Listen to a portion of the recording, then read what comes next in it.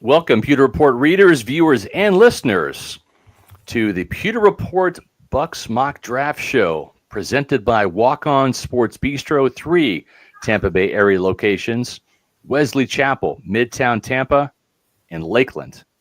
We're excited to talk Bucs Mock Draft, and yes, we'll talk a little Liam Coen. We just did an hour-and-a-half podcast, an emergency podcast, about the Liam Coen crisis as he looks to be heading to Jacksonville as their head coach. But at the same time, we're here to focus on the first mock draft of the year. You know that nobody covers the draft quite like Pewter Report with our Bucs Best Bets and our live coverage from Mobile, Alabama at the Senior Bowl and Indianapolis, Indiana at the NFL Scouting Combine.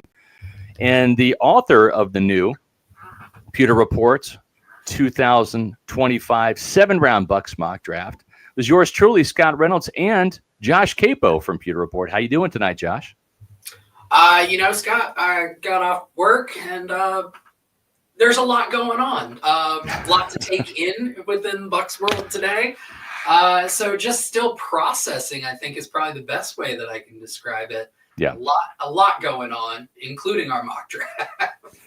Yes, for sure. So greatly appreciate everybody joining the show tonight. Again, brought to you by Walk-Ons.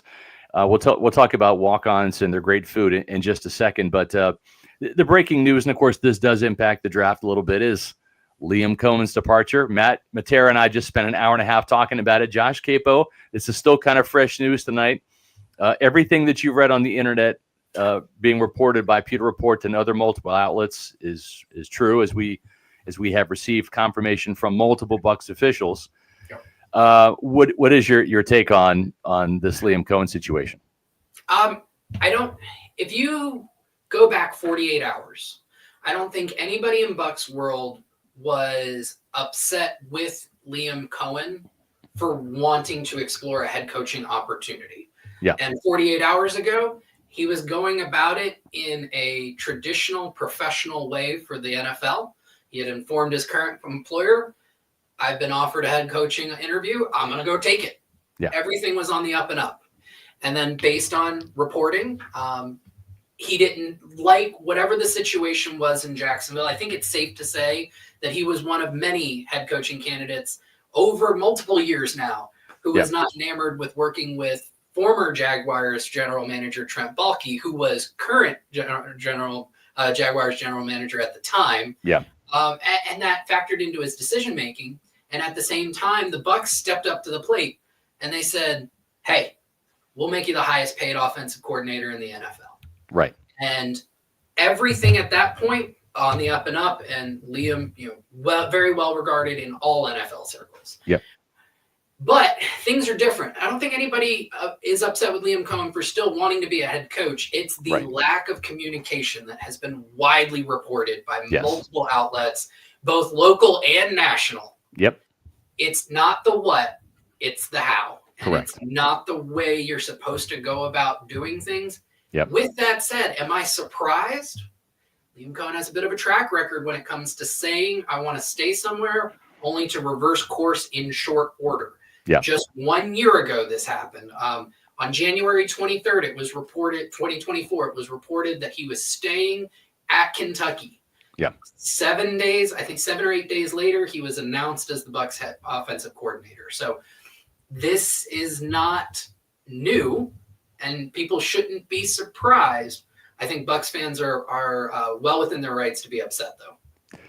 Yeah, for sure. And it's not just the Buccaneer fans who are upset. It's the organization. Sure. They're livid right now with the way this was handled. And Coen gave assurances to Jason Licht and Todd Bowles and the Glazers and Baker Mayfield and the offensive staff that he was staying.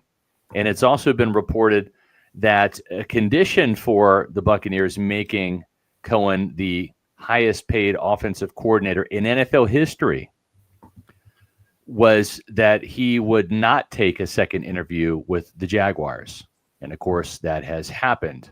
So that certainly is a bridge that, if it hasn't been burned yet, it's on fire right now. And I just don't know that this is recoverable. There have been some reports out of Jacksonville that Robert Saleh is getting another interview. I think at this point, it's been reported that he never actually left New Jersey. That he never what? He never left New Jersey. He never actually flew down for that interview. Okay. All right. So that's interesting. So yeah, we're kind of anticipating Liam Coen being the next head coach of the Jacksonville Jaguars. It would take an awful lot, I think, at this point for the Buccaneers to kind of accept him back, right? The way it is.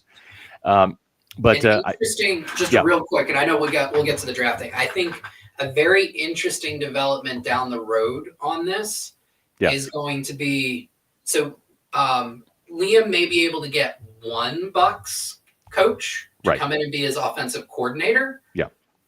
And then at that point, he's not going to be able to touch any of the staff, because the Bucs will be able to block every other coach from even interviewing, assuming any of them want to. Exactly. So how Liam Coen goes about building a staff as a young, he's going to be a very young head coach. Yeah. He's really only worked in 2 organizations in the NFL. That's going to be something that's very interesting to look at, is how is he going to build out a staff? That's right.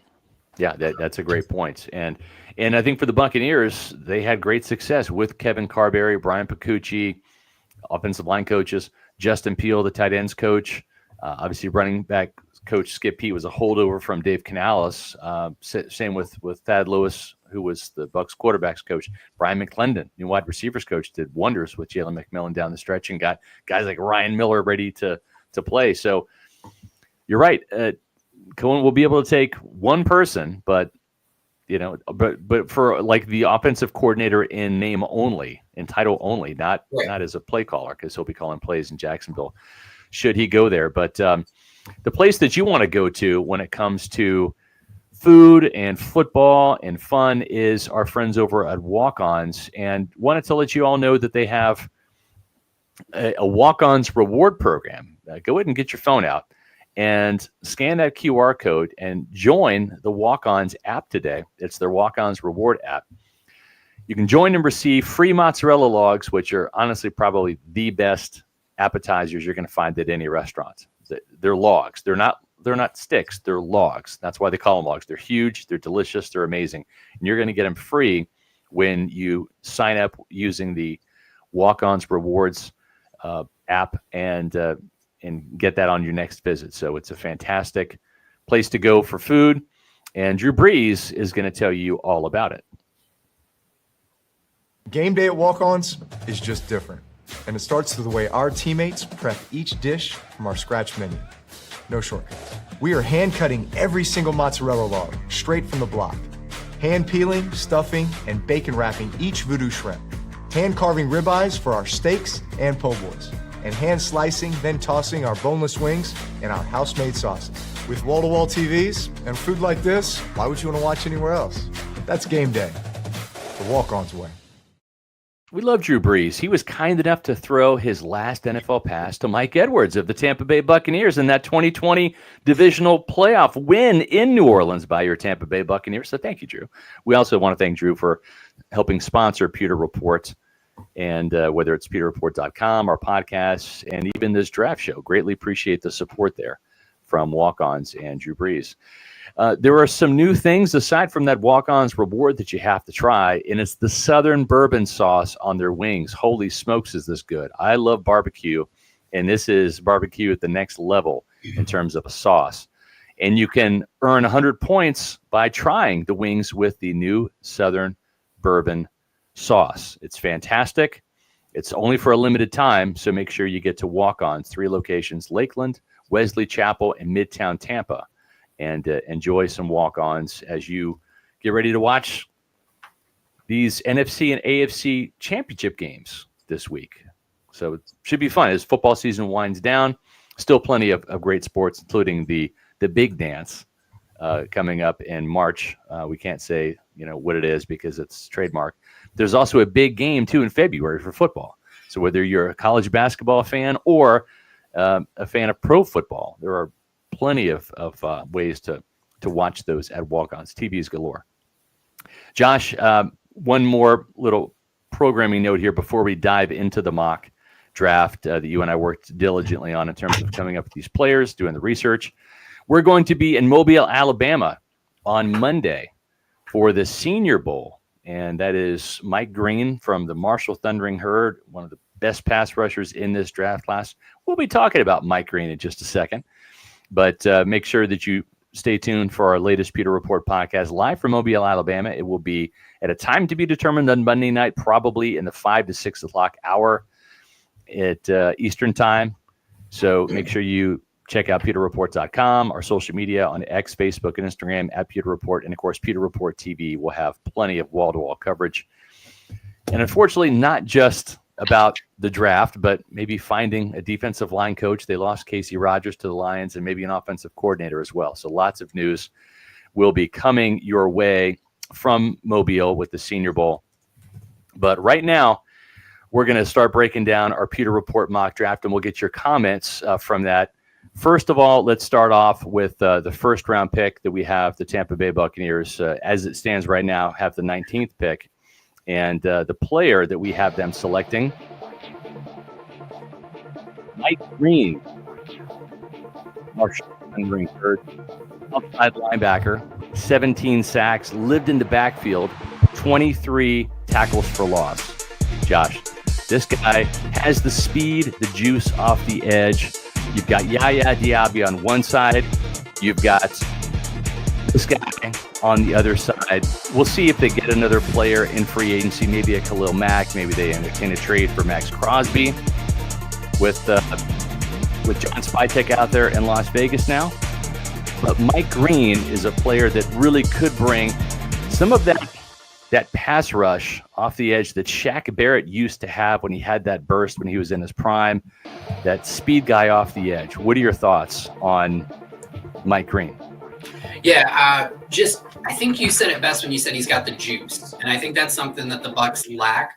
Yaya Diaby obviously made huge strides this year, and he's really that power pocket pusher, condenses the pocket. But Diaby doesn't really win on the outside around the arc, and that is 100% what Mike Green is able to do. He's got a fantastic first step. He's got burst off the line. He can get around tackles and just win with speed around the arc. Yeah. But he also has such an advanced pass rush plan, which is really, really fun to watch. And I think it's those tools that can really be special. Some of the things that I noticed just watching him, he's got bend, which is something that I think all the Bucs edge rushers really lack. I think GTS probably had the best, but it was so inconsistent. Yeah. And his bend is super consistent, just very, very fluid, ankles, hips, and it allows him to get parallel and to win the corner. And he can just flip his hips so quick. Yes. And then he's got a really great near chop. Yep. So he can, and that's that hand usage that he pairs with it that allows him to win that corner. He's got a nice rip move to finish getting around tackles. And then the most fun one, I think it's the clip that if you're on social media at all, just watching draft stuff, it's that wicked spin move. And he can throw it to the outside. I've seen him throw it to the inside a couple times. So all of that adds up to a very high ceiling when it comes to winning as a pass rusher, which is something that the Bucs edge rushers or outside linebackers have struggled with for going on a few years now. Yeah, for sure. And I put the mock draft in the chat, so if you haven't had a chance to read it, you can follow along there. The one thing that stands out to be about Mike Green, 6'4", 248, is he is a physical but yet very agile, and he's got the perfect mix of finesse and physicality. And if you look at a player like Yaya Diaby, there's not a lot of finesse to his game. If you look at a player like Joe Tryon-Shoyinka, there's not much physicality to his game. He's more of a finesse rusher on the outside. But what I like about Mike Green is he takes the fight to the tackles. He is not afraid to engage, and he puts them in a defensive position almost immediately. He puts them in a high stress situation. He is not going to just run around guys or try to necessarily, even when he does the spin move, he's making contact. He's taking the fight to the tackles and then playing off of how they react to him. And he's got tremendous balance. As you said, to be able to throw an inside spin move and an outside spin move, that takes a lot of body coordination, a lot of agility. And again, the Buccaneers haven't had a guy maybe this athletic since Jason Pierre-Paul, but even he didn't have the get off that Shaq Barrett did in timing those snaps. And I see that type of get off in Mike Green. Now, here's the thing. Our good friend Trevor Sickham over at Pro Football Focus, the scouting community kind of has a late first, early second round grade on Mike Green.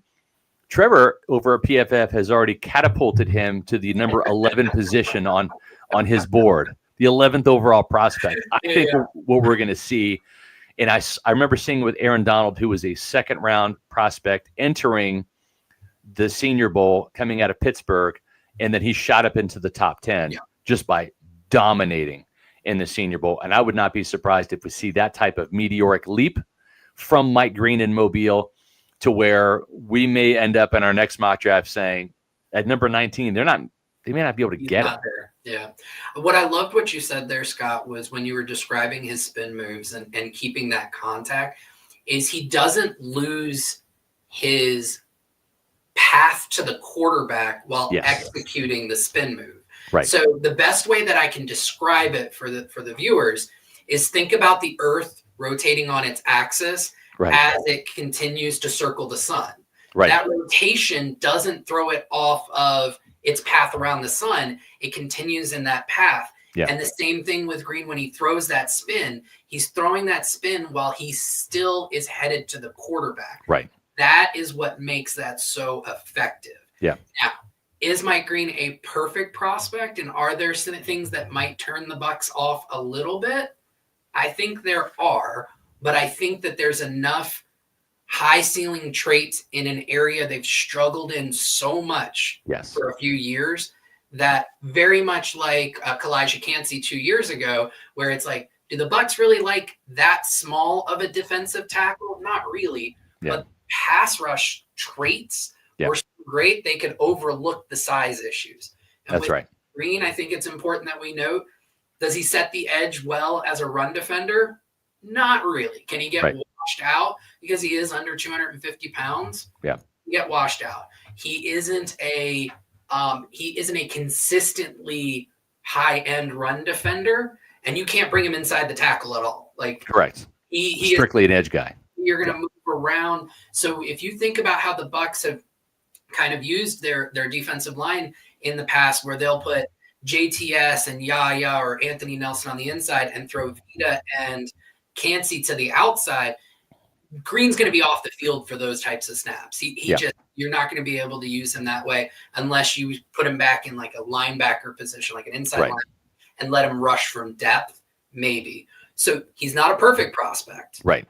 Why we think originally when we were going through this, we were like, maybe he's going to be there at 19. But again, the juice is there. His pressure rate, he had 59 pressures this past year. PFF credited him with 17 sacks because they credit half sacks as full sacks. But 59 pressures in 356 pass rush snaps. That's almost a 17% pressure rate. Right. Is incredible. And then the one thing that you talk about, well, the Bucs pass rushers typically Yaya Diaby had a lot of pressures last year. Yeah. Here's the really cool thing with Mike Green that I know you love, Scott, and I know Jason Light's going to love. The 17 sacks, right, that I just talked about, edited by PFF, and 10 quarterback hits. Yes. Not just getting pressure. Yep. It's getting to the quarterback and getting hands on the quarterback. Yep. That's taking the Bucs pass rushers to a next level. Yeah, and we've seen Jason Licht finally come out of the situation where he couldn't draft a running back, right? Have so many misses at drafting running backs, and then finally hits on Rachaad White 1 year, Bucky Irving the next, gets Sean Tucker. You know, we've seen Noah Spence be a bust, Joe Tryon-Shoyinka not live up to expectations as a first rounder, Yaya Diaby really is probably at this stage of his career a better number 2. And this team still lacks a number 1 and alpha edge rusher, which is a fantastic 3rd round draft pick. Yeah, to exactly. Be a good, if not great, number 2 in his 2nd year. Yep. That's really, really a hit for a draft pick. For sure. And so you've got him, and then you've got Chris Braswell, who just didn't get developed enough, in my opinion. I think George Edwards just didn't play him enough.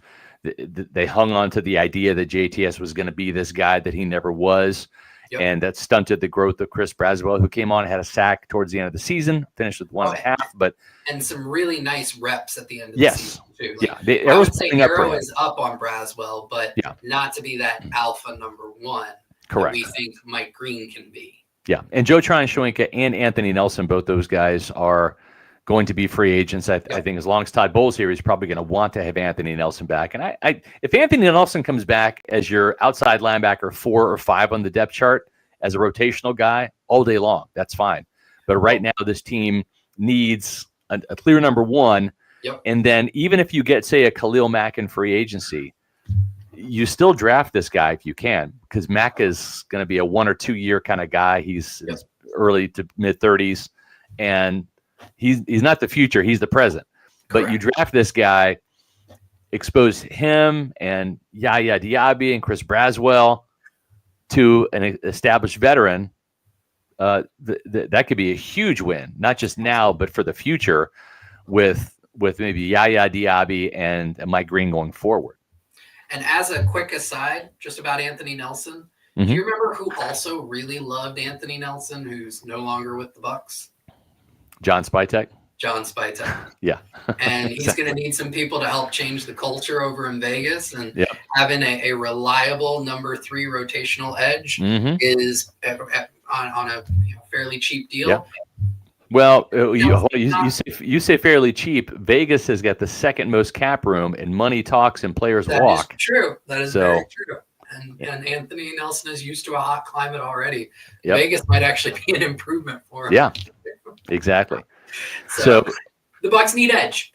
They do, and we'll see what happens in free agency. Again, if they get a player like Josh Sweat, who's significantly younger than Khalil Mack, then maybe that takes edge rusher out of consideration for the 1st round, and maybe they go cornerback, right? That probably is a more likely position at cornerback then. Tampa Bay needs some corners. Guess what? We have some corners for you.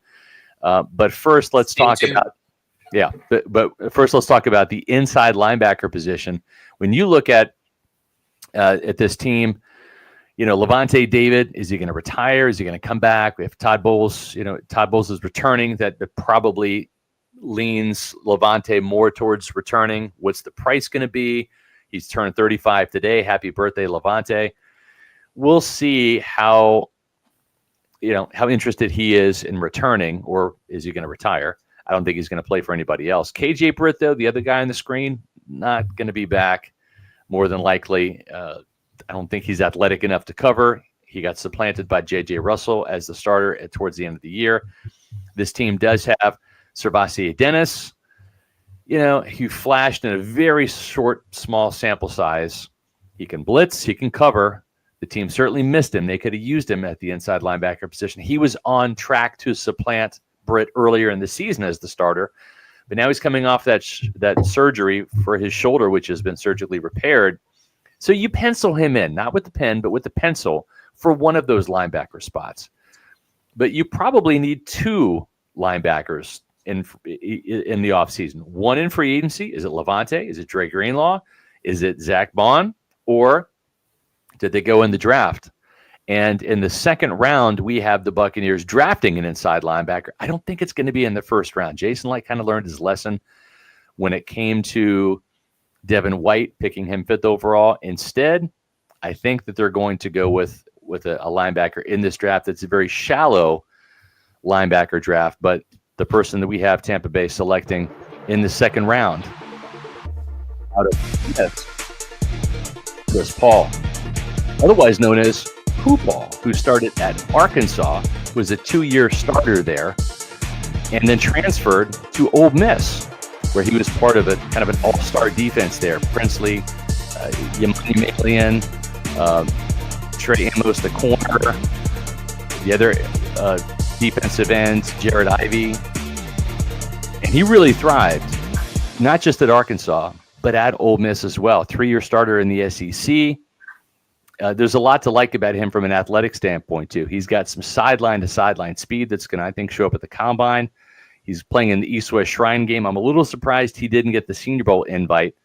But this is a player that can do it all. He had an interception, 4 pass breakups during his last year, which was at Ole Miss, his lone year there. He can blitz the quarterback, rack up some sacks. He's a bit of a tackle machine. And one thing that I like about Chris Paul that stands out to me more so than maybe the other inside linebackers that I've seen is when he hits you, you go down. He has got some pop to his game, Josh.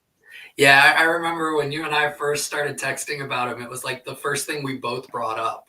And you know, when I was looking at the way he tackles, he plays a little high, in my opinion, but it's a very sound tackling technique. And then he picks the best opportunities to deliver those body blows. Yeah. And so it's not just that he's a heavy hitter. He is, but he's strategic about it.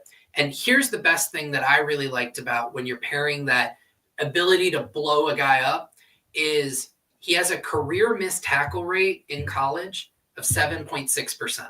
Yeah. And this past year, his best year, that was 4.5%. He only had 4 missed tackles, 72 solo tackles, 13 assisted tackles, and only 4 missed tackles, along with 54 defensive stops. That's right. So really, really impressed with what he can do in the run game against the run. And then you mentioned the sideline to sideline speed, his ability to just pursue the ball, whether it's a quarterback, whether it's a running back, whether it's a receiver. He's like a freight train. He's always coming. Yeah. And then one of the things that I think is important with the Todd Bowles defense, can he blitz? And I think he's an excellent blitzer. He's explosive. He has enough body control to adjust his path mid-rush. Mm-hmm. He doesn't have the pop to like throw an offensive lineman back. Right. But he's got enough body control that he doesn't really have to. He can reduce his surface area and slip through gaps to get to the quarterback. Yep. So all of those were really great. And I think the biggest thing with Paul, there are some other linebackers who are considered maybe a little bit ahead of him or around him. Carson Schlesinger from UCLA, Jihad Campbell from Alabama. Yep. I think he's got the best athleticism of the three, to be agree. honest. When you combine athleticism with like the body type of a linebacker, because Schlesinger is pretty narrow through the core. And what I really like about Paul, he's currently listed at, I think, 6'1", 235, right? Yes, correct. And he's just got that thick core, but it doesn't slow him down. And what was the biggest trait that the Bucs linebacking core has missed this past year? Speed, athleticism. Yeah, speed and athleticism. And he's got that speed and that athleticism to move in space. Agreed. And in terms of coverage, is he perfect? No, but I don't really think any linebacker coming out of college is up to NFL standards. So then it's just, can they move? Can they get in the way of a quarterback's progression? And he's got that. He can drop. I think he's actually an excellent flat defender, which is so important in the NFL these days with the way that the offenses have evolved to try and create big explosive plays out in the flats. And Paul can track those down. He can hang with running backs who are athletic. He can hang with athletic tight ends. And so I do think that he meets a lot of the standards that the Bucs would look for in a linebacker. Yeah, I'm with you on that too. And he seems to be, and I'm going to continue to dive in on him. And I wish he was going to be at the Senior Bowl. He's going to be at the East-West Shrine as it stands right now. The one value that Todd Bowles really, the one attribute that he really kind of looks for, not just in the film, but he likes those cerebral type of linebackers because he asks an awful lot at the linebacker position. And, you can't be a dummy and play for Todd Bowles, right? He's one of those coaches that he wants smart football players, high IQ. And I think that's one of the reasons why this team is very optimistic about Servassier Dennis is you see him there. He missed that game. So did Devin White. But Servassier is a really smart guy. And again, pencil him in as one guy, but you need another guy. And then you have to really fill out that depth chart because there have been injuries. Servassier's been injury prone in his Tampa Bay tenure so far. But someone like Chris Paul, who has been durable, been a 3-year starter in the SEC, has gone up against, some of the better offenses in college football. That's a great place to start. Yep, absolutely. And then, I think with linebacker, it's important to understand that you're not drafting for year one necessarily. You're drafting for year 3. Right. Because it takes so much to learn those intricacies and nuances. Yeah. So it's important to just find traits. And if there's one thing that Chris Paul Jr. is not lacking, it is traits. They're impressive. Yeah. And the thing with Pooh Paul is, and that's what they call him, Pooh. Pooh Paul is a player that started early in his career. And we saw with Devin White, and granted that was the 5th overall pick, right? So when you draft the first rounder, he's going to see the field. But he was the first-year starter for Todd Bowles in 2019, next to a Levante David, right? So he had a little bit of a crutch there with Levante, kind of erasing some of the mistakes that he would make. But what does Todd Bowles always say? If you're going to make a mistake, do it at 100 miles an hour. 100%. And this guy is fast. You'd rather have an athlete out there with the sideline-to-sideline speed, making a mistake, going 100 miles an hour, than a guy like KJ Britt, who in his 4th year, in his contract year, he finally gets the chance to start. He knows the scheme, knows the system, but just doesn't have the athleticism to operate it fully the way that Todd Bowles wants. So one thing I will say is when you're operating your dinner plans and you're trying to figure out what to do and where to go and what to eat, the place to go on Mondays is Walk-Ons, and not just for the food, but also trivia. That's right. Mondays, they have live trivia at 7 p.m. Then the top winning teams receive exciting prizes. So it's a great place to go for trivia night, which is Monday night at Walk-Ons. Lakeland, Wesley Chapel, Midtown Tampa. And the best thing about it is when you go there at 7 o'clock, happy hour is still in effect, whether it's a Victory Monday or any Monday. Happy hour specials are every Monday from 3 p.m. to close. So it's a great place to go for football. It's also a great place to go for trivia on Mondays at Walk-Ons. All right, Josh, let's continue with our mock draft here. And you know what? Let's get to some of these super chats. They're starting to build up here. So we're going to put a pause because we have some Liam Coen comments and questions here. And you guys know the rules. When you super chat us, we stop and you get right to the front of the line here. So Tristan Gonzalez with a $4.99 super chat. 2 straight years of losing bright offensive minds that could have been the future. What is the point of ever having a defensive head coach, Josh? Well, I think if you look at the common traits among the best head coaches in the NFL, do they lean offensive? Yes, but that's not what ties them together. I think the best head coaches in the NFL have 2 things. They're culture builders, and their ability to adapt and reinvent themselves. Now, I'm not saying that Todd Bowles has both of those qualities in spades. I think the first one, absolutely.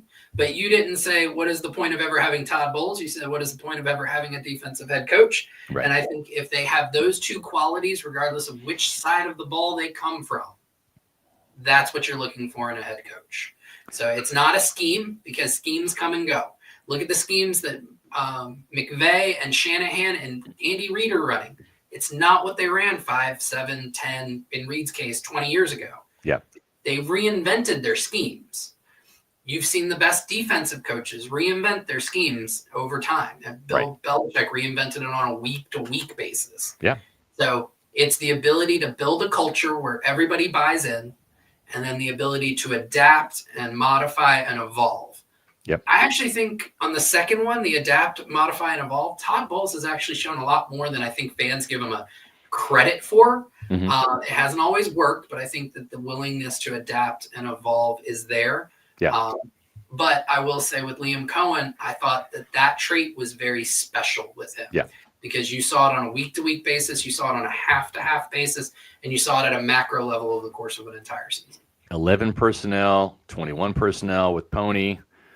He leaned into. I'm not going to get to write my Pony articles. I know.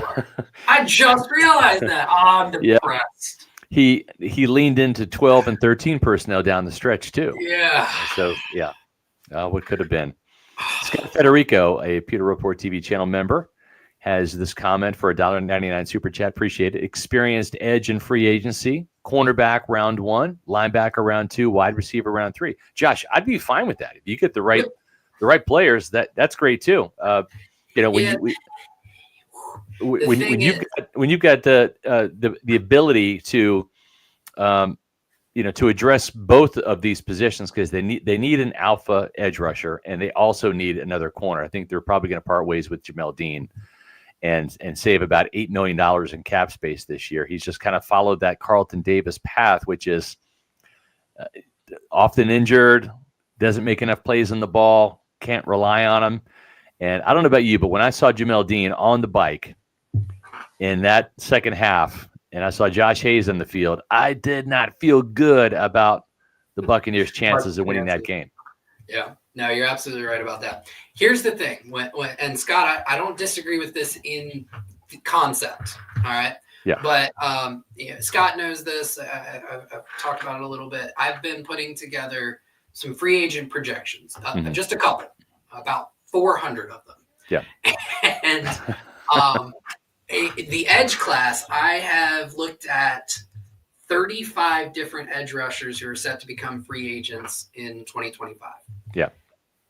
Only one is projected to be good enough to get a salary, an average salary per year that's considered in the top 10 of contracts for edge rushers. Mm-hmm. There's 3 that are considered in the top 20. Mm-hmm. Okay. There is one more who's in the top 30, and then the rest of the edge guys wouldn't crack the top 40. Exactly. So it is a very, very shallow edge class. Right. This free agent class in general is very shallow at the top. So I'll give Bucs fans just a little. Khalil Mack should highlight with the highest APY. Yeah. I project him for over $20 million a year on one, maybe a 2-year deal. Right. Then that middle tier, you're looking at Josh Sweat, who I think, Scott, you and I both would love. Yeah. But then the only two other guys in that middle tier, Hassan Reddick, let's just say it right now, Jason Light ain't going to touch him with a 10-foot pole. Yeah. And then there's Chase Young. Right.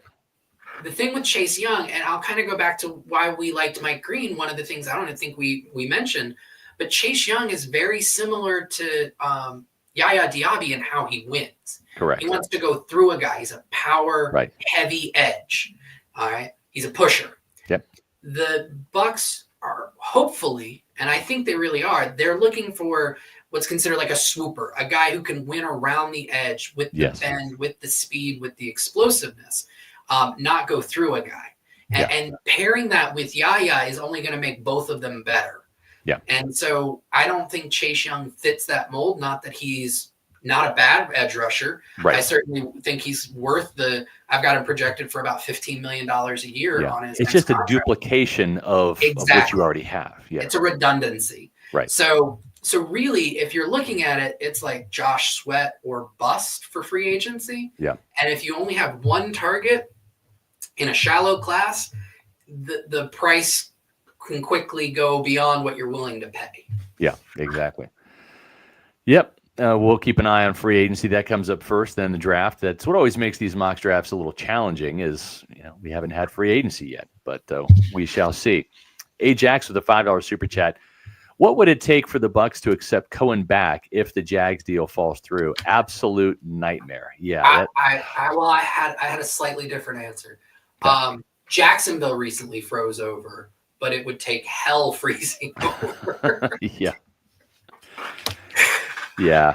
The bridge is gone. Yeah, it's if it's not burned yet, it's on fire right now. And I think he's going to be Jacksonville's next head coach. I think Shad Khan at this point in time is like, here, you fill out the check. Both sides are pot committed to this. It's done in everything except actuality. Yeah, exactly. And it's a shame that it played out this way. And it's a shame that Jason Light and Todd Bowles won't be at the Senior Bowl again for like the third year in a row, because they'll be trying to interview candidates. And one of us on Pewter Report, maybe I'll make you do it this year, Josh.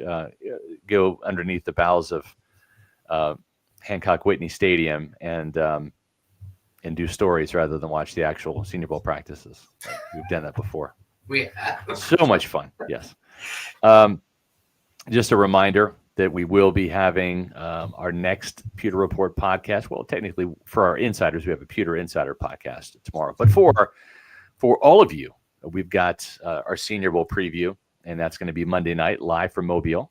And Mike Green, we'll be able to see Mike Green in person, see how much his stock shoots up. And that'll be a fun show as we will dive into Senior Bowl week in earnest, live from Mobile. Hopefully it won't be freezing cold and snowing. I haven't checked the weather yet, but it was chilly this week up there with some snow. Yeah. All right, Josh. The people want cornerbacks. We're going to give them cornerbacks. We're going to give them 2 cornerbacks, starting with one that might be a surprise to many of you that know that I'm a Kansas State Wildcat. And that would be Mello Dotson of the Kansas Jayhawks. That's right. When it comes to Jayhawks, I leave my purple glasses at the door. If you give me a good Jayhawk on this team, I'll take him. Aqib Talib was a pretty good cornerback on this team. He was. And so I'm all about it. And hey, I was a big fan of Dominic Puny last year, the offensive lineman at the Senior Bowl. So, that's right. You were one of his bigger fans. I was. So I'm all about the Jayhawks once they leave Lawrence, Kansas. And Mello Dotson, he leaves with passes picked off and touchdowns scored. I want ball hawks, damn it. Give me ball hawks. Why? Because Jamel Dean can't catch a cold. And Zion McCollum, for all the 15 interceptions he had at Sam Houston, only had 2 last year. Matter of fact, he only has 2 in the NFL. But the thing I like about Mello Dotson is, aside from enough size at 6'1", 190 that will appeal to Todd Bowles, he does pick off some passes. And he does it with pretty regularly as well. He's got 5 interceptions this past year, 2 pick sixes. He had 4 the year before, including 2 more pick sixes. He had 2 back in 2022, and then he had 1 back in 2021. So he's a player that has really 4 years of starting experience, maybe 3.5 if you want to consider the 2021 campaign. But what I like is he gets his hands on the pigskin. 11 pass breakups in 2023, 7 last year, 6 the year prior in 2022. He's around the ball, and he makes plays on the ball. And when he makes plays on the ball, he finds the end zone. Now, that's always not an indicator that a player is going to be good. Remember, the Buccaneers back, I want to say it was 2013 under Greg Schiano, maybe it was 2012. The Buccaneers drafted Jim Thorpe Award winner Jonathan Banks, who had a ton of interceptions and pick sixes at Mississippi State. Problem is, he wasn't fast. He couldn't run. He was literally like a 4.6 corner. Had good speed. They for thought college length would make up for it, but it didn't. Yeah, but it didn't. Exactly. Yeah, good enough in college, not good enough in the NFL, where everybody's fast. So I like Mello Dotson. Probably, certainly a day 2 guy, might sneak into the second round, but we have him as a 3rd round pick for now. This first draft's always a bit of a crapshoot because we don't know how well these guys time, how they perform in the All-Star games yet. We had Chris Braswell, for example, going to the Buccaneers in the first round of last year's first mock draft. So we nailed Chris Braswell just a round 2 early. Yep. But Mello Dotson, we both like him. What do you like about him, Josh? Yeah, I think the ball production is really, really the number 1 trait. It's his calling card. Just to kind of add to what you said, Huddle IQ had him with a over 10% pass breakup rate last year, which is an incredibly high rate. And he just plays with really great instincts. And then the ball skills are huge. I think as a cover 3 corner, that's really where he's at his best, is with those deeper drops where he can keep his eyes in the backfield. And then he's got some decent press man skills on top of that. Where I think he can get a little outside of his comfort zone is as a flat corner. In Tampa too, I think that he can get how's the best way that I can put this? He can get a little indecisive in terms of do I cover the the guy coming in on the flat? Do I drop a little bit deeper for that corner route coming on behind me? And that's where he can get a little squirrely. Yeah. But he's got really great feel for switch routes at the line of scrimmage, where he can diagnose them. He can pass them off and pick them up really well, which is something that you're seeing a ton of in the NFL right now. So I think that those traits make for a really interesting and intriguing prospect to be developed. And not unlike a Zion McCollum, who maybe wasn't ready year one. Yeah. But I think that he'd make great depth. He's got some athleticism to him, and definitely as a cover 3 corner, I think is where he's at his best. And the Bucs, as we all know, love their cover 3. They do. What I like about him too, Josh, is the fact that he's got really good anticipation. Yep. Not just in zone, but also in man. He can be glued to the guy, but then we'll take a chance and he'll gamble a little bit. And I like that because you have to, no risk it, no biscuit. You have to dare to be great. And he will give up some touchdowns too, right? He'll give up a couple, but he'll also take a couple. And I'm fine with that because you would like to think with better safety play at the NFL level, like for example, if he's playing, let's say the Bucs are in cover 3, cover 1, and you've got Antoine Winfield Jr. back there as your safety net, right? And let's say he mistimes a read or a jump on the ball and misses. He's got a little bit better coverage with Antoine Winfield Jr. back there playing safety than the guy at KU. So I do like the ability that he has to anticipate, to take some chances. And you know what? It's paid off for him. Those interceptions, those pass breakups, those pick sixes, 4 of them. Yeah, sign me up for Mello Dotson. Absolutely. Now, he's not a perfect prospect, which is why we have him in the 3rd round. That's right. So I think it's important to be fair about his full scouting report. So let's talk a little bit about how he contributes to the run game. I think something that the Bucs will like is he's very willing. Yeah. He will charge down to the line. He will get in the scrap. He will try and be a contributor there. Yep. But the tackling technique, Scott, would you say good, needs great? Some work. Yeah, it needs a lot of work. Needs some work, yeah. Last year, his missed tackle rate was 20%. For his career, it's at 19%. I think Bucs fans know that that's been an issue with the Todd Bowles defense, is their ability to tackle. And with him, a lot of it is, it's not a lack of willingness. The technique, he dives at ankles, and you're not always going to secure a tackle that way. Yeah. He's also very much like in coverage. He can be a gambler in the run game. He'll shoot a gap, and when he chooses right, it's great. Yeah. He doesn't always choose right, and that can leave running lanes open. So when he's supporting that way, it's a little bit of a gambler's delight. I think the best way to describe it that Bucs fans would be familiar with, not unlike Kalijah Kancey, the way he shoots some gaps, right? I think that there's some parallels there that you can take from it. Yeah. So, but an intriguing prospect nonetheless. Also, too, Zion McCollum struggled mightily as a rookie with tackling, and that got corrected. And I think that he can make a similar type of jump as well. Yeah.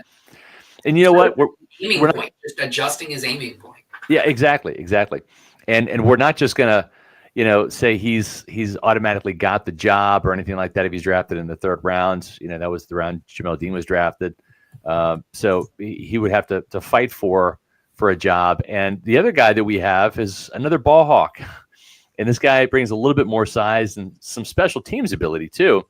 And that's Noel Williams out of Cal. Just as many passes as we saw Mello Dotson pick off. Noel Williams, kind of the same thing. 7 interceptions last year, led the NCAA FBS level with 7 picks, including a pick 6 against Cam Ward on an ill-advised pass that he took to the house against Miami. It was a hell of a game to watch. Thought Cal was going to run away with it. Miami came back thanks to Cam Ward, who is certainly a top 5 pick for a reason.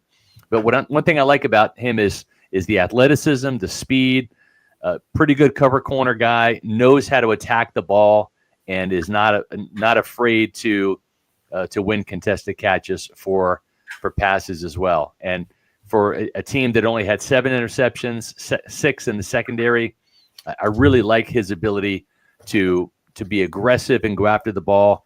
He had 2 interceptions the year prior, 3 prior to that, plus a couple picks in 2020 and 2021. So you add it all up, and you're looking at a guy that at 6'1", 200 pounds, has good size. 12 interceptions for Melo Dotson, 14 interceptions for Noah Williams, who started off his career at UNLV for 3 years before transferring to the Cal Golden Bears. Yeah, Scott, it's funny when you brought up Noel, and I started to look into both him and into Melo, and I'm not fully done with my scouting reports on them and my grades. But as of right now, I like Noel Williams actually more than Melo Dotson. Yeah. Now, that doesn't mean that I think that Noel Williams should be drafted before Melo, because a lot of it comes down to where's the league willing to select a player. But the word that you use that I think encompasses him in everything he does is aggressive. Yeah. And what's so impressive, there was one rep that I saw against Stanford where he's on the outside. The ball never even came his way. And he just takes the receiver and just hurls him to the ground. Yeah. Like full on just manhandles him. Yep. And one of the things that I think will really impress the Bucs, and especially Todd Bowles, if we go back to Carlton Davis and Jamel Dean, what were the two main things that were said about them as prospects coming out of college? And then funny enough, Bowles never used them that way. Press man. They were press man corners. Yeah. And Noel Williams, that is his best trait. He is Yep. a press man corner. He loves to stay connected. He has got a vicious punch. He will reroute a receiver in a moment's notice. Yep. Thick build, the 200-pound frame. Just, I really like the physical profile of him. And so far what I've seen, I've been very enamored with. Yeah. He also returns kicks too, had a kickoff return for a touchdown. So that speaks to his athleticism. Usually you put those good athletes back there to return kicks. He certainly is that, but he has the physicality, the size. There's a lot to like about him. And I'm with you. I wouldn't be surprised when it's all said and done that Noah Williams leapfrogs Melo Dotson or might be more neck and neck, like in the same round. And a 5.7% missed tackle rate in 2024. Even better. That hasn't been consistent throughout his entire time in college. Been a little up and down. It was 12.8% in 2021, which isn't a bad number for a corner.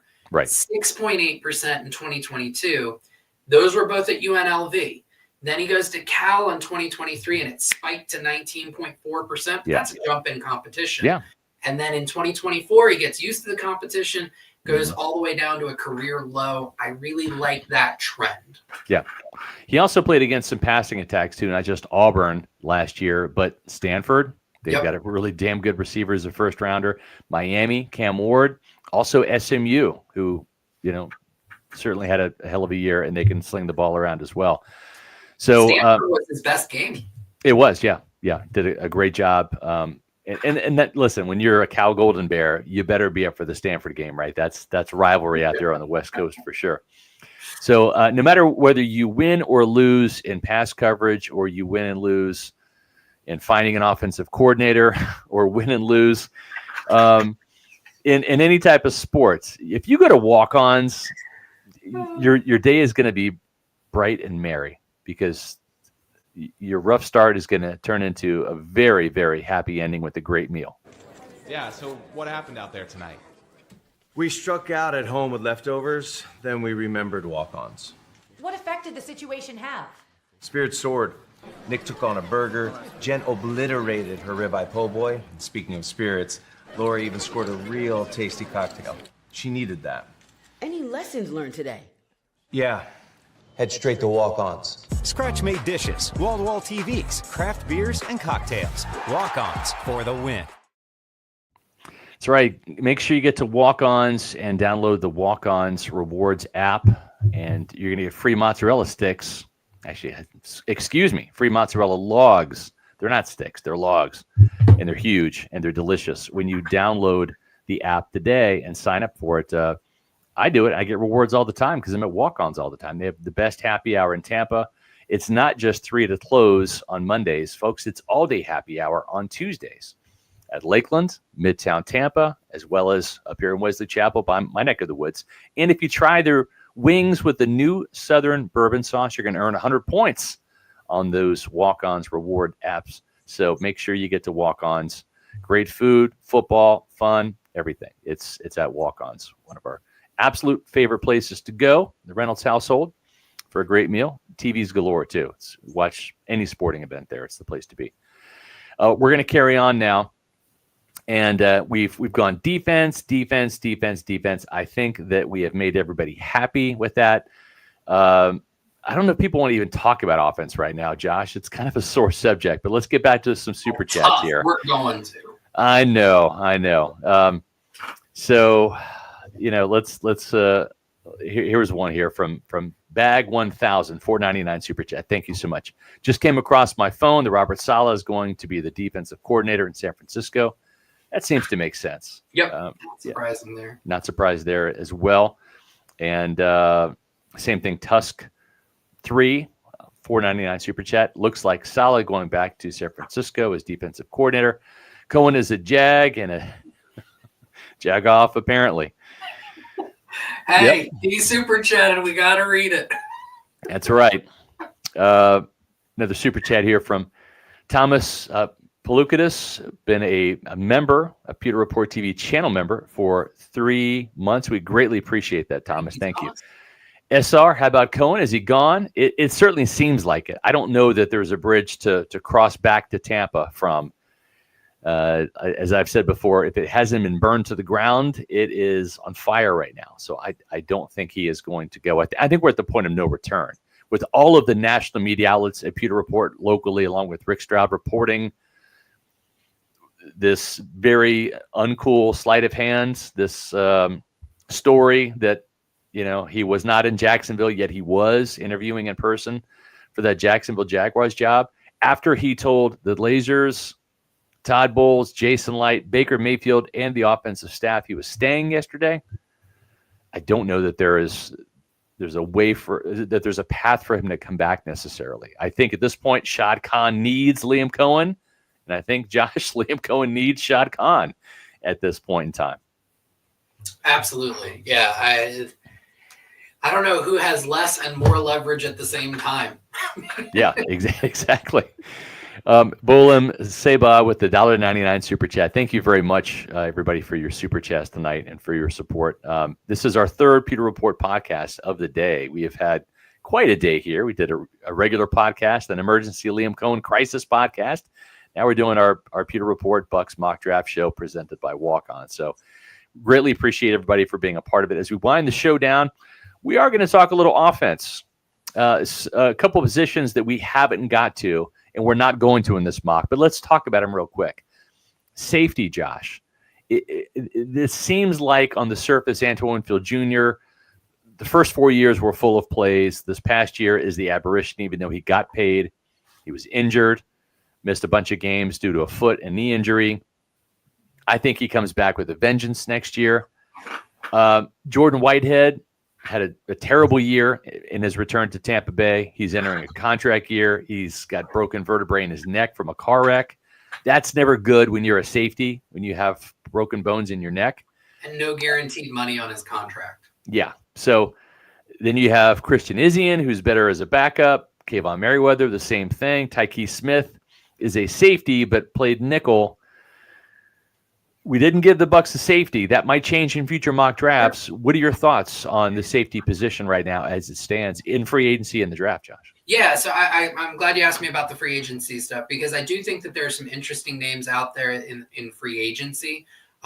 So, there's a good chance he goes back to San Francisco, but and I always pronounce his name wrong, but Talanoa Hufanga. Yeah, and Hufanga, there's interesting names. Safety is usually a pretty deep position group in free agency, and there's some solid names out there. Jeremy Chin, and the other thing that I think is important to remember, and I think you were there. I watched the press conference from afar, but in his exit press conference the day after the Bucs lost in the playoffs, Todd Bowles was asked what players really impressed him. Yeah. And who was one of the two that he singled out? Yep. Do you remember who it was? I don't. Christian Izien. Yeah, that's true. Oh, yeah. In terms of being one of the more improved players, yes, exactly. Absolutely. I just don't know that he is the playmaker that you want as your starter. I don't necessarily disagree. Christian Izien is somebody I want on the team and somebody I want to find snaps for. Yeah. I don't know if I see him as a starter. and he's probably going to call me out because he's done it on social media before. Yeah. But I think Todd Bowles really likes Christian Izzy, and this may be another instance of somebody Bowles really likes, even though the outside world is like, you could probably improve there, right? Yeah. So me and Bowles were the only guys who still believed in Joe Tryon Shrink. Me, Bowles, and Edwards, right? Yeah. We were the three, right? Yeah. Who was the only person who really believed in Devin White at the end? It was Todd Bowles. Todd Bowles. Right? Yep. Despite every call from every angle saying, move on from White. You got to find somebody. Izzy may be that guy that Bowles just really sees something that maybe other people don't see. Yeah. Sees a ceiling that maybe Izzy has that maybe it's not a high probability ceiling. Right. So for those reasons, that's part of the rationale I had when you and I were talking, where I didn't necessarily put safety in there. Yeah. Usually a good free agent market. I think Bowles is pretty high on an internal guy. For those reasons, we didn't necessarily target it in the draft. The other thing too is since they let Jordan Whitehead go in free agency, they have tried to fill that role in free agency with Keanu Neal, with Ryan Neal, Neil Diamond, Larry David, just all sorts of people that they've tried in free agency. They brought back Mike Edwards, right? They brought back Ryan Neal this year. Logan Ryan, that was the other guy I was thinking of. Not Larry David. I just threw Larry David there, but they've tried to go different routes in free agency to fill that guy, and they even brought back Whitehead, and it didn't work. So maybe they have to turn to the draft now and see if they can find the next Whitehead. I think it was pretty impressive that they went 1 year from Keanu Neal, Logan Ryan to the next year to Ryan Neal. Yeah, I know. We're gonna hybrid them. Exactly. In name only. Yep. Exactly. We're going to turn to the offense now, and we're going to give the Buccaneers a couple offensive players. Let's talk about defensive tackle too, real quick, because believe it or not, the Buccaneers were super close to actually drafting defensive tackle. You and I both liked him, Johnny Newton out of Illinois. They were incredibly close to getting him at number 26. If Graham Barton had not been on the board, this team was not going to draft Jackson Powers Johnson. They were going to draft Johnny Newton. Why? Because Vita Vea had a great year.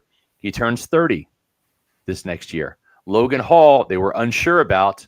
And even if Logan Hall continues to ascend and the arrow's pointing up, 5.5 sacks this year, his best game, I think, was the playoff game. 7 tackles, including 5 solo stops. But he's entering a contract year. Your starters are Kalijah Kancey and Vita Vea. So Logan Hall is probably playing for his next contract elsewhere if he continues to play well. Bucs probably love to have him as a more athletic version of Will Golston, but not sure. But you can never have enough good defensive linemen. They'll bring back Greg Gaines if they have to. But if the right defensive tackle is there in the draft, this is a very, very deep defensive tackle draft. Don't be surprised if Jason Licht and Todd Bowles take one. Yeah, absolutely. And I think when you combine free agency and the draft, defensive tackle, and I would say interior offensive line, at least from a free agency standpoint, two of the deeper positions. And I think that factored into our decision-making. It's not only deep at defensive tackle, and they absolutely can and may draft a defensive tackle, but it is a deep free agent class in terms of defensive tackle. Yeah. So they've got multiple options there, where some of these other positions, there aren't a ton of options in both avenues. So, but yeah, it's a very impressive interior defensive line class. Yeah, exactly. So one of the things that I'm hearing now, and again, the Buccaneers are they're expecting Liam Coen to take the Jacksonville Jaguars job. That is how the organization is approaching this now. They will begin the search for their 4th offensive coordinator in 4 years. Josh Grizzard is one of those names we've talked about. I wrote about him in SR's Fab 5 column a couple of weeks ago. He is going to be one of those guys in-house that they take a look at.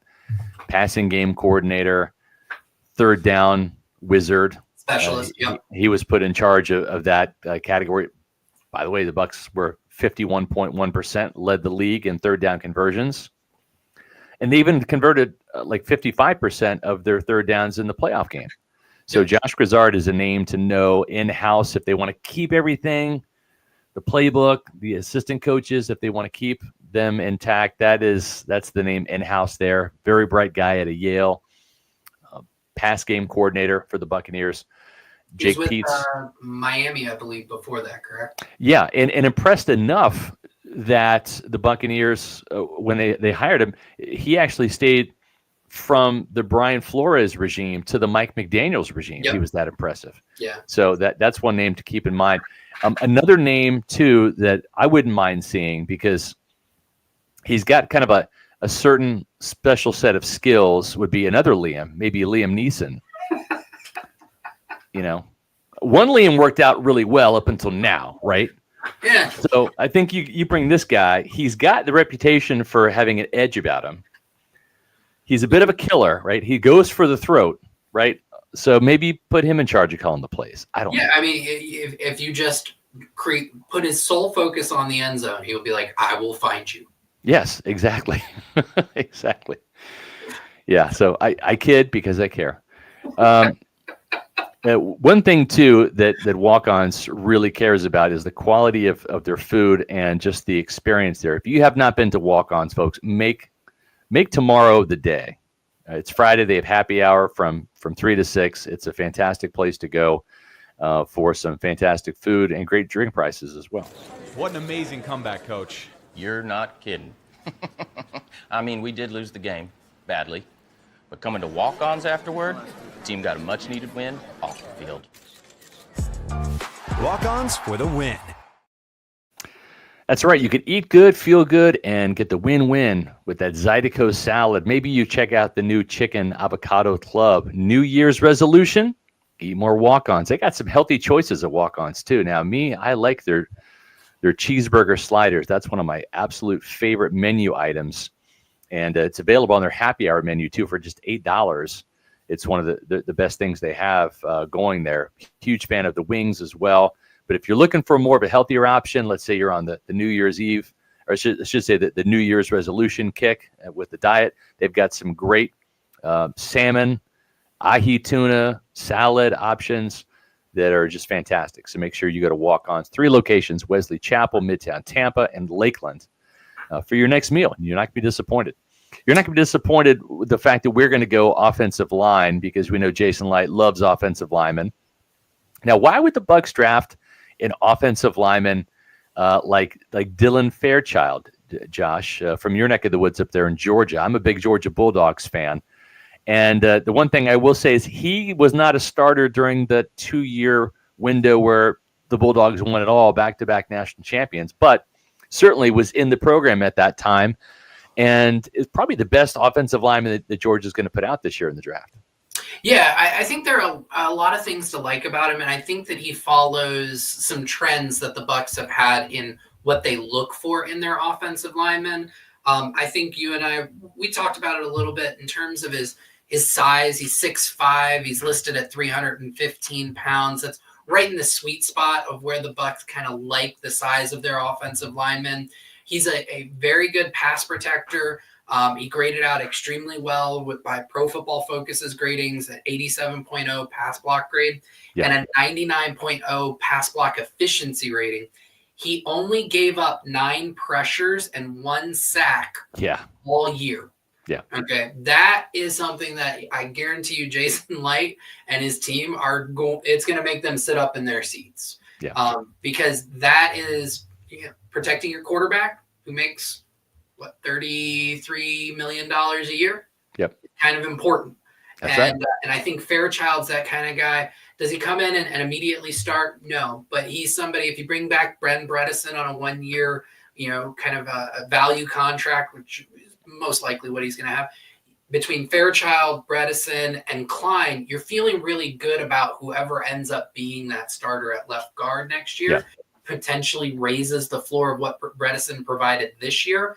And now you're looking at 2 medium upside backups on the interior part of the offensive line as well. So you shore up the depth, you shore up the kind of the top line of your 5th best offensive lineman.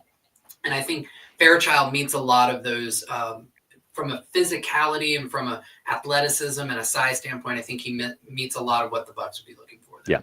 George likes to throw the ball. They like to run the ball too.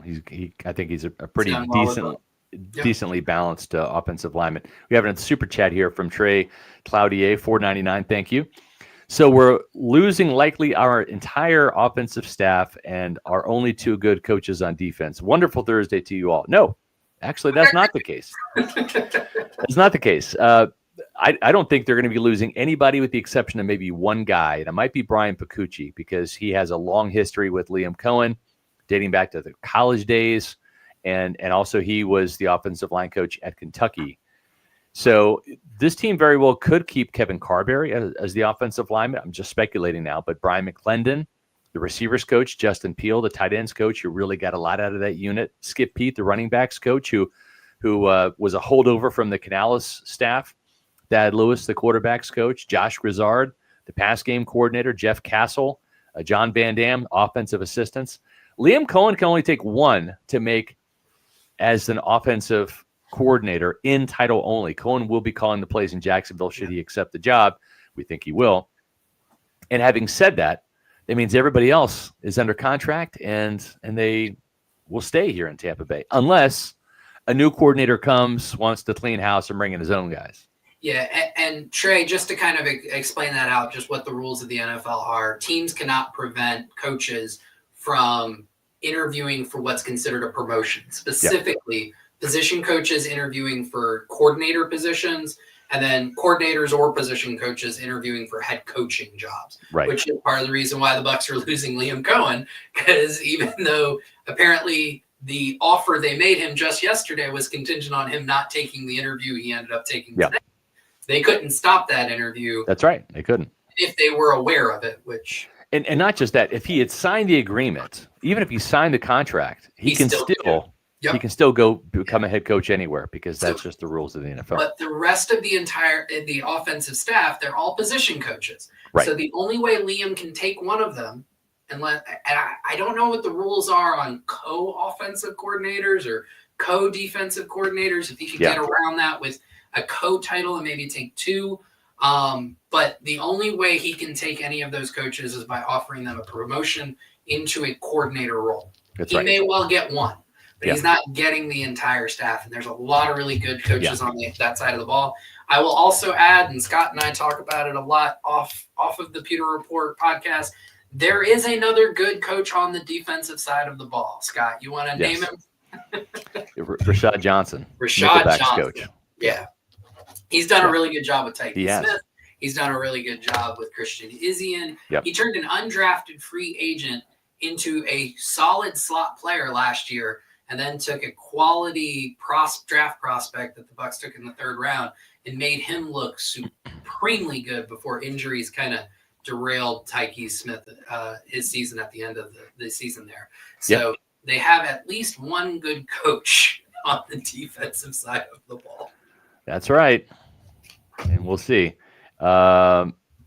Jay Foster with the $4.99 super chat as we wind down the program says, what are the comp picks looking like for the departure of Liam Coenhead? No comp picks. No comp picks, unfortunately. Even though the Buccaneers lost a minority coach last year in Dave Canales to Carolina, the NFL rule states that person must be on the staff for 2 years before you get any comp picks. So Canales was only in Tampa Bay for 1 year. Therefore, the Bucs didn't get any draft pick compensation for losing. And trust me, the Buccaneers were very ticked off about that. That they were pretty livid about that. Let's finish our mock draft show. And I don't think Liam Coen qualified as a minority coach either. So. Exactly. Yeah. I don't know if the Irish or Scottish people are considered minority in that respect. So doesn't quite meet the Rooney Rule qualifications there. Our last mock draft selection for the Buccaneers, they don't have a 6th round pick because they traded that with Carlton Davis to Detroit for the Lions' 3rd round pick, which they used on Jalen McMillan. So they got something good out of Carlton Davis right there. So no 6th round pick for the Buccaneers, no compensatory draft picks for the Bucs expected either. So right now they have 6 picks, their own pick in 1, 2, 3, 4, and rounds 5. then in round 7. This was more of a Liam Coen type of wide receiver. So we may or may not see this guy in any more mocks. This is Rock Taylor, who I actually like from a physicality and size standpoint and kind of a yards after catch standpoint. Reminds me a lot of Juwan Jennings, the big receiver that gave the Buccaneers fits for the 49ers. Reminds me of him a little bit. Also kind of Puka Nacua a little bit, just in terms of the size. He has good speed, not breakaway speed. He's got speed that will allow you to get a 30 or 40 yard run after catch with a push off and being physical. Not a lot of touchdowns in terms of his production. Sometimes that's just a function of where you catch the ball on the field and if the quarterback's throwing the ball to you in the end zone or not. But he did have 2 touchdowns last year, 66 catches for 950 yards, a 14.4 yard average. 4 touchdowns the year prior, just topped 1,000 yards in 2023, 69 catches, 1,083 yards, and a 15.7 yard average. A bigger guy at 6'3", 215. We'll see what he weighs in the offseason. Might be 6'2", but a player that is kind of built for this Liam Coen, LA Rams based offense that may or may not stick around in Tampa. Yeah, interesting prospect. What I think the 7th round is really a great kind of way to describe him in terms of what he would need to do to adapt to the offense that you and I were drafting him to when we put this together. Yeah. Because he's almost exclusively been an outside receiver for his career. For his entire 4-year career, he spent 40 snaps in the slot. Correct. So always been an outside guy. But the thing that I really like is his drop rate went down every year he was in college. So in 2021, it was an obscene 20% on a very small sample size. Yes. But then it went to 9.1% to 6.8% to 5.6%. He only had 4 drops last year. And then the other side of that coin, well, what can he do in traffic? The contested catch stuff is really impressive. Career 56% contested catch rate, and that's in 66 opportunities. So there's volume there. Yeah. Including in the last 2 years, 71.4% contested catch rate in 2023, and then 60% in 2024. And those were 59 of his 66 opportunities. So the volume stuff, it was even better. Right. But I think that speaks to he's not excellent at getting open and creating separation, which is why you have those lots of contested catch opportunities. So you can think of him kind of like a Mike Williams as well. Right. You know, somebody downfield who can moss guys and just catch on contact skills. Yeah. And then when he gets the ball, if there's a little bit of daylight, that's when you can see him really start to create after the catch, which is really nice. But I love the Juwan Jennings comparison that you made there. Kind of a do-it-all guy. He's got the frame and the physicality in terms of run blocking, which I think is going to be a priority no matter who the offensive coordinator next year is. Right. Somebody who wants his receivers physical blocking downfield. Yeah, and the funny thing is I was a huge Juwan Jennings fan coming out of Tennessee. And he was, I think, a Bucs best bet on day 3 back in the day when he came out. And then I saw him run like a 4.72 at the combine, and I was just like, "Oh God!" There he goes. You know? Yeah, but he plays faster than the 4.72. I don't think that Rock Taylor is going to be a 4.72 guy, but Puka Nacua was a 4.57 guy, which is why he was a day 3 guy himself. And in this type of Rams-based offense, you look at Cooper Kupp and Puka Nacua. It's what you do after the catch. It's what you do from a tackle breaking standpoint with bigger body, 6'2", 215 pounds, and I think that's what this guy has. So good stuff there. Yep. Real Bucs Talks is hi, Josh and Scott. Thank you for liking Mike Green and Chris Paul as much as we do at Real Bucs Talk. Keep up the great work. That's awesome. Yeah, they're good guys to like, man, because I think they're good fits for a Todd Bowles type of defense. Speed, athleticism, you can never get enough here in Tampa Bay. That's what Todd Bowles really likes, and I think this defense after last year has to have more pressure on the quarterback, better linebacker play and coverage for sure. And that'll do it for tonight's Bucs Mock Draft Show presented by Walk-Ons here at Pewter Report. Greatly appreciate it. Just a quick reminder, if you haven't done it already, make sure you click the subscribe button on Pewter Report TV. It's our YouTube channel. We passed 17,000 subscribers yesterday. We're on our way to 18,000 thanks to you guys. That's awesome. Make sure you leave a comment and a like on this video. Helps us with the YouTube algorithm, helps us get in front of more awesome Bucs fans like you. We want to thank our sponsor, Walk-Ons, for our exclusive sponsorship of our mock drafts as well as the mock draft show. Just a reminder to download that new Walk-Ons Rewards app. You can scan the QR code there, and you can do so right now, and you can receive mozzarella logs and your first visit absolutely free. That alone is worth it because those are one of my absolute favorite appetizers anywhere when it comes to food. And we'll be in Mobile, Alabama, taking a look at Mike Green, who is leading off of our Bucs mock draft this year, and we'll see what Mike Green's draft status rises or falls, as has been the case for a lot of draft prospects in Mobile. It's a very pivotal moment before the combine to put the pads on one last time and give the scouts a look-see and see how those traits measure up against some of the other top talent.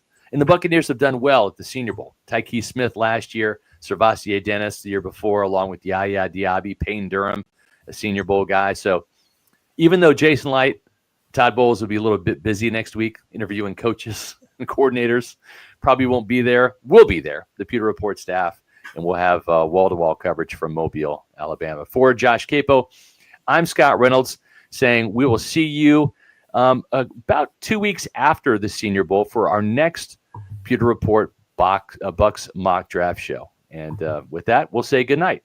Thanks for watching. Out.